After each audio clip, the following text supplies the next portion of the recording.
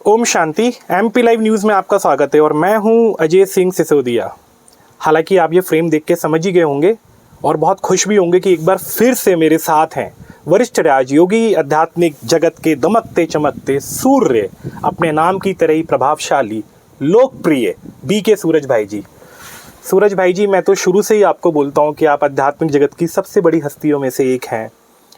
अभी तो नया वर्ष आ रहा है, 23 जाने वाला है, 24 आने वाला है। सब लोग अपने अपने तरीके से नव वर्ष के लिए संकल्प ले रहे हैं, रिजोल्यूशन कुछ ना कुछ बना रहे हैं। आपके हिसाब से नव वर्ष के लिए क्या रिजोल्यूशन होना चाहिए? पहले तो मैं ये कहूँगा कि जैसे ही नव वर्ष शुरू हो, वैसे तो रात के 12 बजे के बाद शुरू हो जाएगा, लेकिन जब हम उठें 1 जनवरी को, अपने मन को सुंदर विचारों से सब भरेंगे।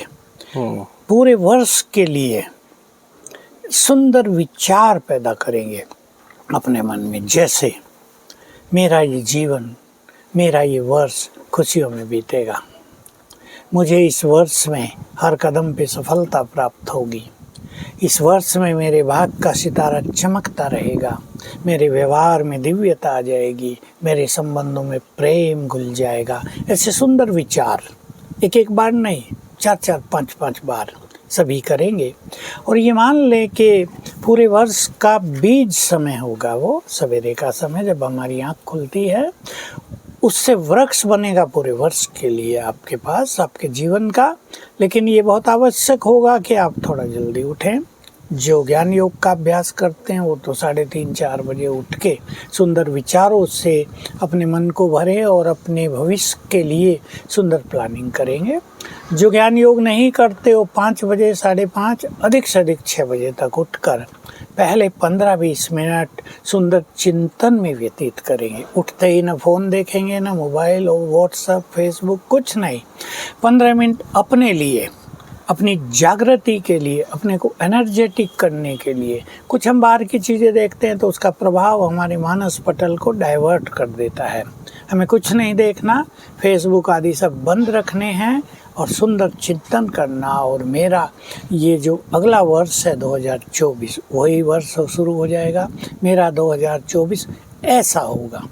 आप चिंतन भी करें और एक लिख भी लें एक सुंदर प्लान, तो बहुत अच्छा अनुभव होगा। ये बीज वैसा ही वृक्ष आपका निर्माण करेंगे और मुझे पूर्ण विश्वास है आपका नया वर्ष इस वर्ष से और बेटर होगा।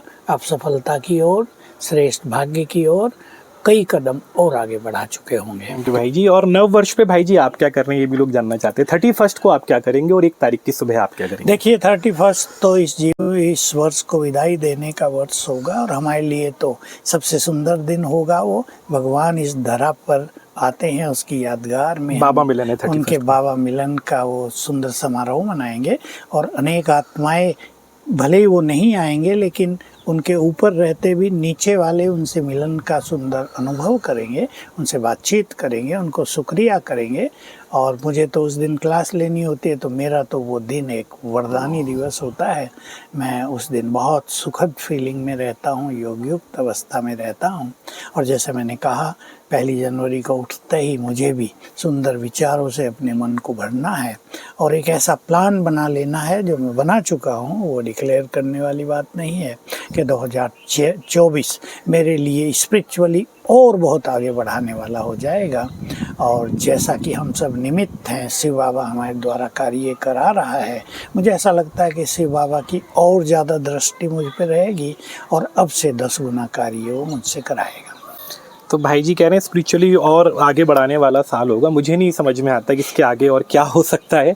हम लोग भाई जी को बहुत संपूर्ण अवस्था में देखते हैं। भाई जी अपने नाम की तरह आध्यात्मिक जगत में दमक रहे हैं, चमक रहे हैं। भाई जी बस जाते जाते ये और बता दीजिए, जैसा मैंने कहा कि हम लोग हमेशा आपको एक संपूर्ण अवस्था में देखते हैं, क्या कोई ऐसी बात है जो आप इस साल छोड़ देंगे?